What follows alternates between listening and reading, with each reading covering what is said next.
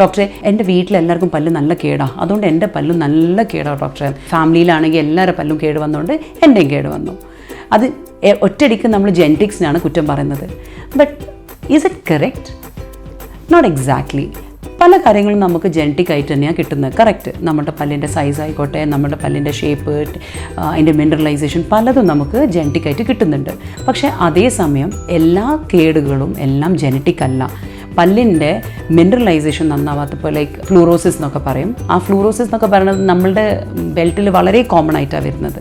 But ആ ടൂത്തിന് basically ബലം കുറവുള്ളതുകൊണ്ട് അത് വേഗം ഡാമേജ് ആവാനും പൊട്ടാനും അത് ഫാമിലിയിൽ റൺ ചെയ്യാറുണ്ട്.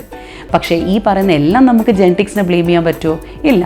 ആ സമയത്ത് നമ്മൾ നന്നായിട്ട് നമ്മളുടെ ടൂത്തിനെ കെയർ ചെയ്യുകയാണ്, നമ്മൾ അതിന് വേണ്ട പ്രിവെൻറ്റീവ് റെജിമെൻ, അതിന് വേണ്ട ഫ്ലൂറൈഡ് കോട്ടിങ് കൊടുക്കുകയാണ്, ഇൻ ബിറ്റ്വീൻ എല്ലാ 6 monthsലും വന്ന് നമ്മൾ ചെക്കപ്പ് ചെയ്യുകയാണ്, പ്രോപ്പർ ആവശ്യമുള്ള ട്രീറ്റ്മെൻറ്റ്സ് എടുക്കുകയാണെന്നുണ്ടെങ്കിൽ ഡെഫിനറ്റ്ലി നമുക്ക് നമ്മളെ പല്ലിന് ഒരു ലോങ് ടെന്യൂർ തന്നെ കൊടുക്കാൻ കഴിയും. അതിനെ ബ്യൂട്ടിഫുള്ളായിട്ട് മെയിൻറ്റെയിൻ ചെയ്യാനും നമുക്ക് കഴിയും.